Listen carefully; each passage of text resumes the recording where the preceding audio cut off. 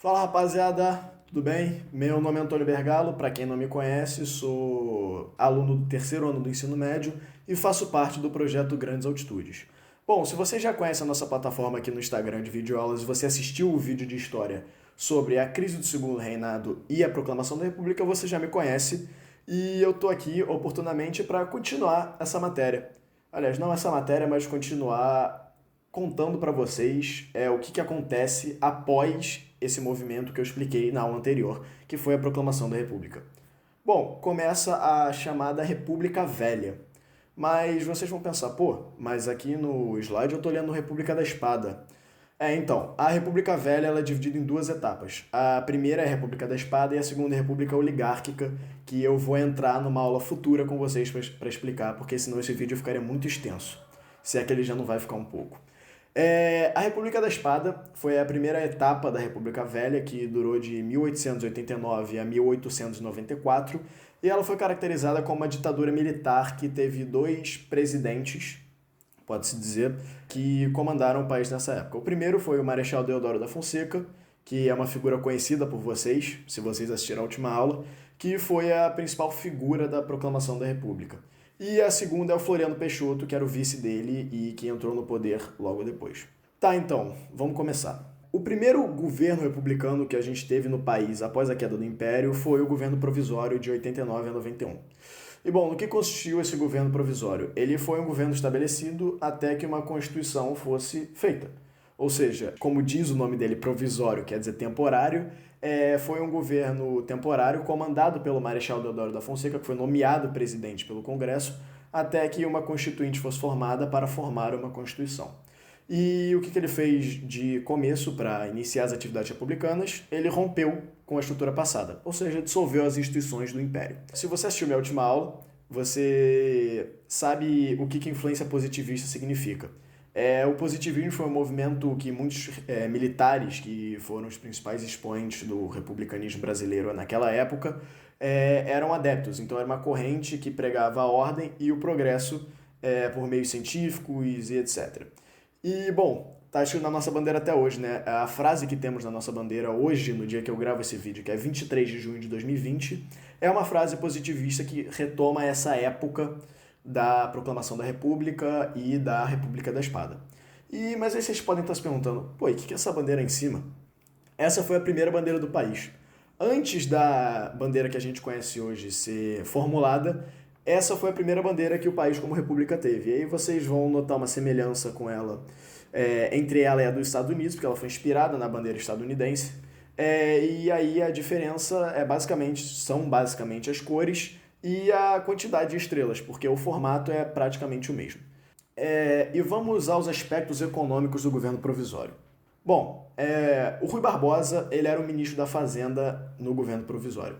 E quem era o Rui Barbosa? Ele foi um político economista, muito influente, muito notável durante a República Velha. Ele teve no Congresso por muito tempo, foi candidato à presidência algumas vezes, inclusive ele quase chegou a ganhar, mas isso é uma história um pouco mais pra frente. Nessa época, o Rui Barbosa ele era o ministro da Fazenda. E caso vocês não saibam, o ministro da Fazenda ele é a entidade máxima de assuntos econômicos de um país, ou seja, ele que guia as políticas econômicas que um país vai ter. E ele, como ministro da Fazenda, a primeira política que ele estabeleceu foi o encilhamento. E, bom, vamos adiantar aqui para vocês que não deu muito certo. Tá, o que foi o encilhamento? Foi uma política de emissão de crédito e de moeda visando a industrialização, como está escrito aí. Agora, trazendo para uma linguagem menos formal, o que é emissão de crédito primeiro? Emissão de crédito é basicamente você estimular os bancos a liberarem empréstimo, que é também chamado de crédito, para empresas, para que essas possam se desenvolver e estimular a atividade econômica de um país. E a emissão de moeda é basicamente a impressão de dinheiro. Você coloca mais dinheiro para circular, pensando em estimular o consumo. Só que tem umas nuances aí, porque lendo assim parece que não teria como dar errado, mas enfim, deu. Vamos começar explicando por que a emissão de crédito deu errado. A emissão de crédito entra na parte de fraude. O que aconteceu? Várias pessoas chegaram lá nos bancos, bateram na porta. Esses foram estimulados pelo governo a emprestar dinheiro para empresas e chegaram lá, apresentaram, falando que tinha um CNPJ, dizendo que tinha uma empresa.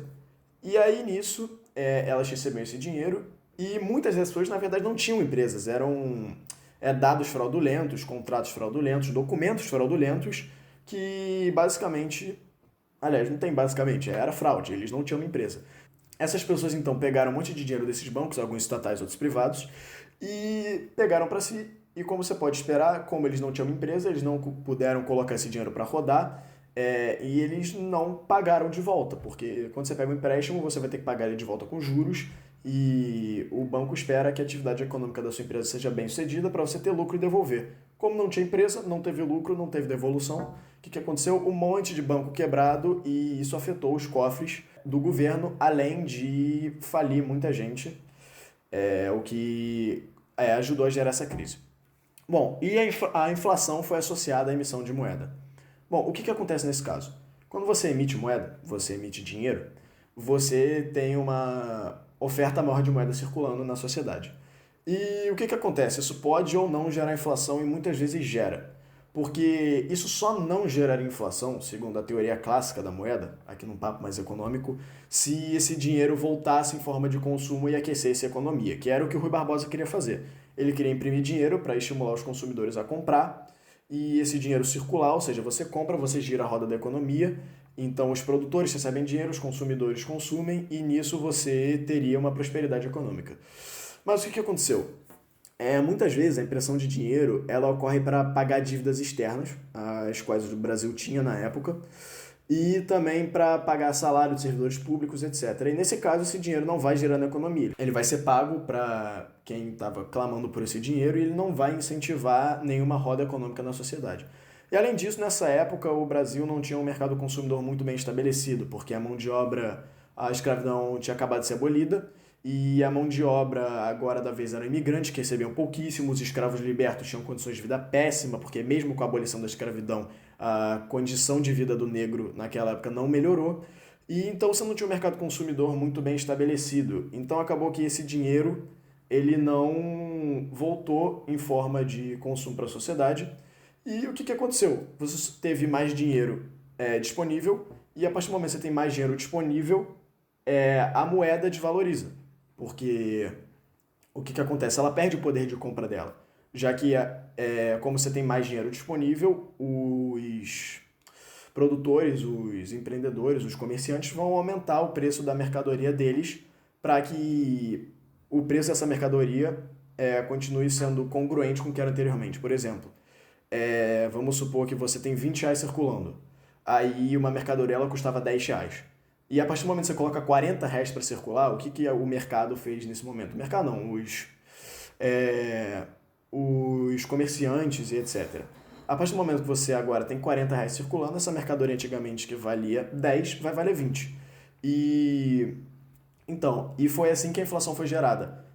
Esse dinheiro não caiu na mão da população, esse dinheiro impresso, e da mesma maneira como tinha mais dinheiro disponível, os preços aumentaram e as pessoas elas não conseguiram pagar porque esse dinheiro não foi distribuído de forma correta, não correta, mas de forma que estimulasse a economia, e então houve uma alta nos preços sem uma alta no quanto as pessoas recebiam. Isso gera inflação, isso diminui o consumo e isso também gera crise. Então a política do encilhamento foi um tremendo fracasso, gerou uma inflação grande que acompanha desemprego, crise econômica, e então essa foi a principal medida econômica do governo provisório e também de toda a República da Espada em si. Se vocês verem algum vestibular falando sobre política econômica da República da Espada, vai ser associada ao encilhamento, podem ter certeza disso.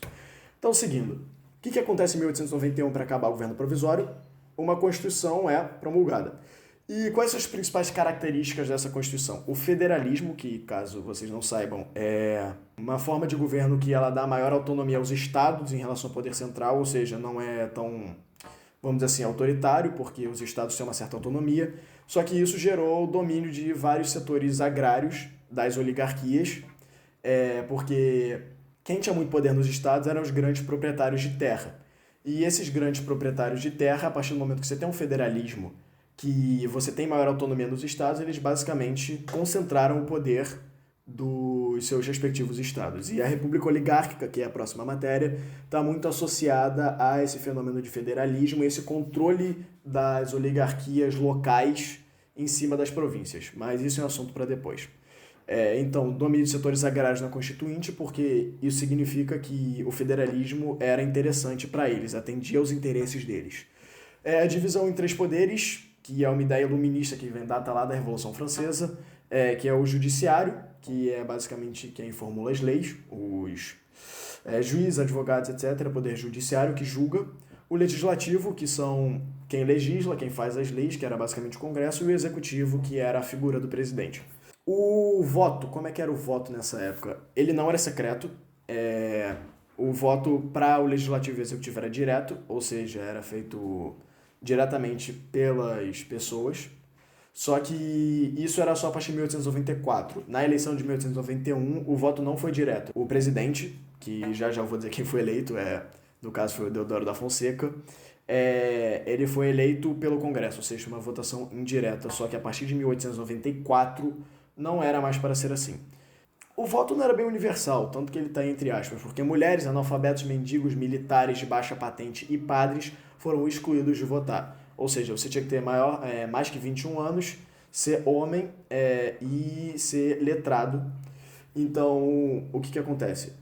A maior parte da população brasileira que era analfabeta foi excluída do direito do voto, e o voto nessa época era uma coisa muito elitista. Como o voto não era secreto, isso deu margem para muita manipulação, muita fraude, muita chantagem, ameaças, etc., numa política que foi conhecida como voto de cabresto.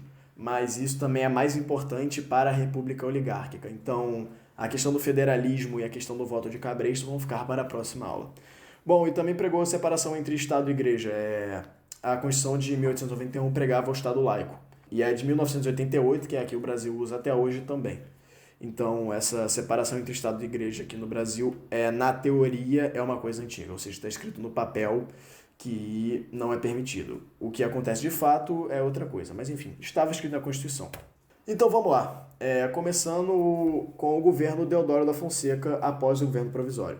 É engraçado porque no governo provisório quem mandava era o Deodoro da Fonseca, mas o governo dele em si é democrático, ou seja, quando ele é eleito, mesmo que indiretamente, começa em 1891. Tá, eleito pelo Congresso o presidente Marechal Deodoro da Fonseca e o vice-marechal Floriano Peixoto. Tá, o que aconteceu? Ele recebeu muita oposição do Congresso e da população na época. Por quê? O encilhamento fracassou e o país atravessava uma crise econômica. E aí o Deodoro, ao invés de tentar dialogar com os setores políticos, com a sociedade, com os trabalhadores, com os comerciantes, o que ele faz? Ao invés de tentar se abrir para um diálogo e resolver a situação, ele fechou o Congresso, fechou o Legislativo. E a gente não precisa dizer que as pessoas não ficaram muito satisfeitas com isso, né? E o que aconteceu?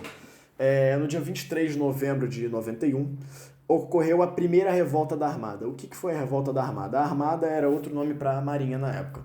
E a Marinha foi um setor que teve muito prestígio durante a monarquia. Então, a Marinha, nessa época, ela era muito ligada à monarquia. Muitos dos almirantes, que era uma patente alta da Marinha, muitos dos oficiais de alta patente da Marinha eram ligados à monarquia e ainda tinham ideais monárquicos na época. E o que acontece?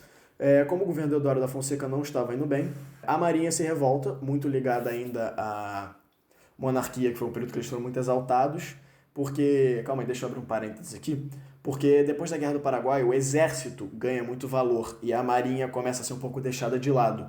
Então, a República, ela dava muita ênfase aos militares, os militares tinham muito prestígio, como você vê, os dois primeiros presidentes eram militares do exército, só que a marinha foi meio que deixada de lado. Então, é normal, é comum a gente pensar que eles iam se opor à República e ainda estarem associados à monarquia.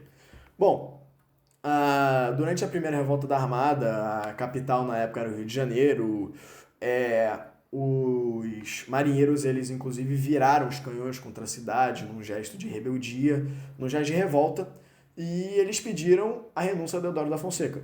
E o que aconteceu? O Deodoro, sem uma base no Congresso, porque ele fechou o Legislativo, então ele não tinha muitos aliados lá, sem base popular, e agora vindo de uma revolta dessas, ele renuncia. E quem assume é o Floriano Peixoto. Tá. Então, a primeira revolta da Armada foi a responsável pela queda do Deodoro da Fonseca. Então, vamos lá. Começar agora a segunda parte, que é... Aliás, segunda não, terceira. que é o governo do Floriano Peixoto. Tá bom. Ao contrário do Deodoro, o Floriano ele foi uma figura, vamos dizer, mais sólida. Tanto que o apelido dele era Marechal de Ferro ou Consolidador da República. Com sólido eu quero dizer centralizador e autoritário. Ou seja, enquanto o Deodoro da Fonseca cedeu à pressão da revolta da Armada e renunciou, o Floriano não faria a mesma coisa.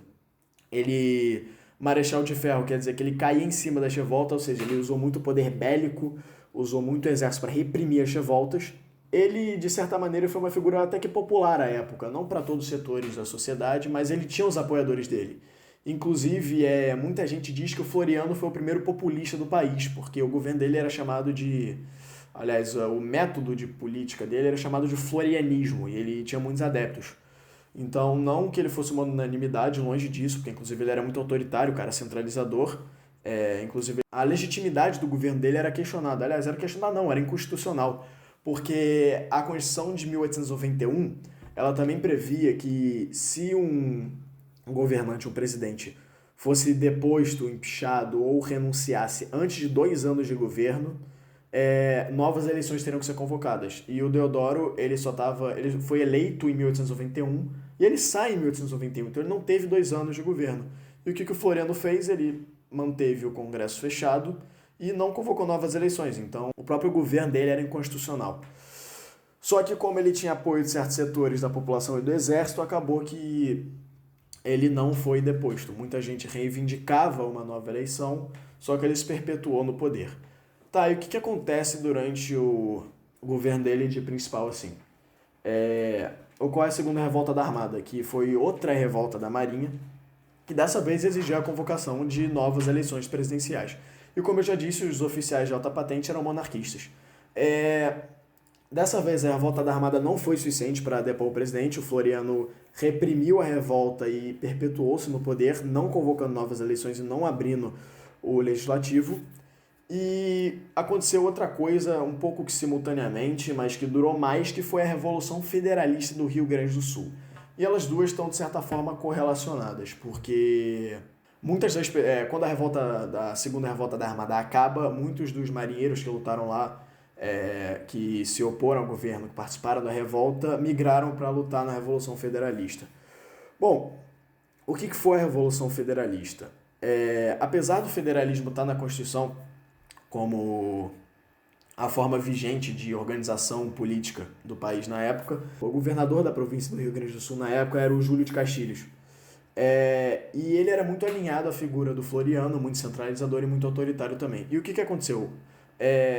Na figura do Gaspar Silveira, que era um político gaúcho, eles começaram a se opor ao Júlio de Castilhos, exigindo mais autonomia e menos centralização, mais autonomia aos setores agrários que viriam a governar o país na República Oligarca, mas isso é para depois.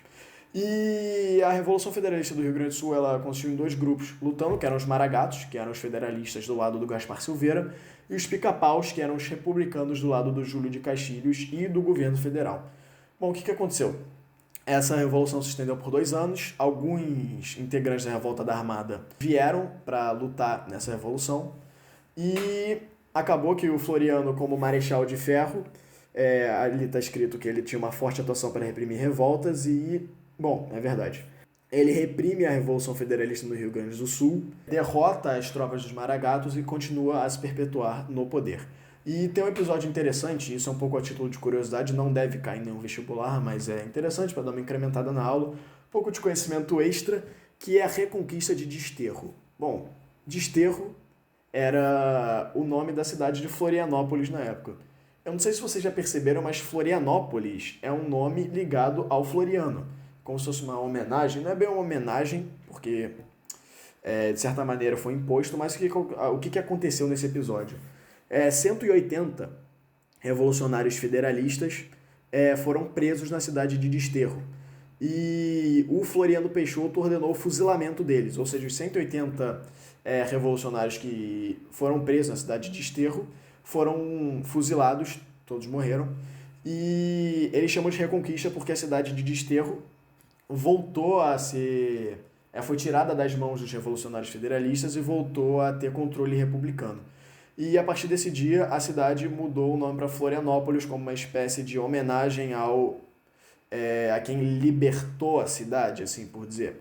Os federalistas não vão concordar com isso, os republicanos sim, só que geralmente a história é contada pelo lado que vence. Então, como os republicanos do lado do Floriano Peixoto venceram essa guerra, ficou com o nome de Reconquista e fica como uma homenagem ao segundo presidente do país. Então, eu tinha falado mais cedo sobre os primeiros governos serem ditatoriais, e era justamente por causa dessas características, principalmente porque o governo do Floriano foi inconstitucional, ou seja, ele não era para ele ter se mantido no poder, era para novas eleições terem sido convocadas, e também por conta da maior parte de ambos os governos acontecer com o legislativo fechado, que é uma característica bem antidemocrática e até, não sei se inconstitucional, mas antidemocrática, que configura uma ditadura. E militar, porque quem estava à frente do poder à época eram os militares. Então vamos lá agora fazer uns exercícios sobre a matéria de hoje. Primeiro é da UFES, Universidade Federal do Espírito Santo, e o enunciado dela é: a crise do encilhamento ocorrida durante o primeiro governo republicano provocou um grande descontrole na economia nacional. Essa crise, aí tem 5 opções, eu vou deixar vocês lerem, dá uns 5 segundinhos aí, podem pausar o vídeo. Ok, conseguiram pensar na resposta? Então, a resposta certa é a letra B, foi consequência da política econômico-financeira de emissão de papel moeda e do crédito aberto adotada por Rui Barbosa, então ministro da Fazenda. Foi exatamente o que a gente falou aqui, que levou a inflação e as fraudes. E as outras estão erradas porque combinou com o desenvolvimento da forte política de industrialização no Brasil. Esse era o objetivo, mas não foi o que aconteceu, porque a política fracassou. C. Conteve a especulação evitando a falência de banqueiros industriais? Não, porque muitos bancos e indústrias faliram à época. E as outras duas, elas estão relacionadas ao café, e essa política ela não tinha a ver com o café, ela tinha a ver com a industrialização, pelo contrário, não com a agropecuária. Enfim, vamos lá. Próxima questão. Questão da Fundação Getúlio Vargas, FGV. Essa é uma questão que ela não é muito comum de cair em vestibulares tipo o Enem, tipo a UERJ, porque ela pergunta nomes, e geralmente não é cobrado assim, geralmente vocês vão ver características. Mas enfim, achei interessante colocar aqui. A cidade do Rio de Janeiro foi bombardeada em setembro de 1893. O acontecimento refere-se a... Deixar um tempinho para vocês lerem as opções. E aí? Se vocês chegaram à conclusão C, revolta da Armada, parabéns, vocês estão certos. A revolta da vacina ocorre depois, sobre o governo Rodrigues Alves. A reação republicana não diz respeito a isso. A derrubada do Floriano Peixoto também não, porque ele não foi derrubado pela revolta da Armada, nem a primeira nem a segunda. E a revolta da Chibata acontece depois também, durante o governo do Hermes da Fonseca, na República Oligarca. Então a resposta é letra C, revolta da Armada. E aqui é uma última questão. Essa aqui ela não é de vestibulares, eu peguei do site do Brasil Escola. Vamos lá. A proclamação da República aconteceu em 15 de novembro de 1889, levando à formação de um governo provisório que lançou as bases para uma nova Constituinte e uma nova Constituição. A nova Constituição brasileira foi promulgada em 1891 e implantou grandes mudanças no Brasil. A respeito dessa Constituição, marque a afirmação falsa. ênfase no falsa. Vamos lá, deixar o tempinho para vocês lerem.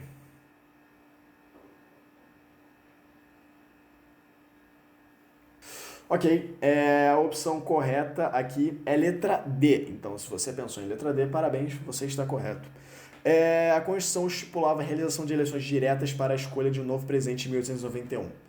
Isso seria verdade se tivesse escrito 1894, porque sim, a Constituição estipulava eleições diretas a partir de 1894, mas em 1891 o Deodoro da Fonseca é eleito pelo Congresso. Todas as outras são verdadeiras, a gente discutiu durante a aula. Tirando a opção E, que eu não cheguei a comentar, que a comissão que redigiu a Constituição fazia parte da Assembleia Constituinte. Ao todo, 5 pessoas foram nomeadas para redigir o documento, que foi revisado pelo Rui Barbosa, futuro ministro da Fazenda, e aprovada pelos parlamentares. Sim, isso de fato aconteceu, verdade. Enfim, essa foi a aula de hoje, 3 exercíciozinhos. Ela ficou até que um pouco extensa, maior do que a última. Mas enfim, espero que vocês tenham gostado, espero que vocês tenham entendido, espero que vocês tenham tirado dúvidas a respeito do período da República da Espada no Brasil. E a próxima aula que eu vou dar vai ser sobre o que aconteceu depois, que foi a República Oligarca, que durou desde o fim do governo do Floriano Peixoto, 1894, até 1930, quando começa a Era Vargas. Um abraço a todos, fui!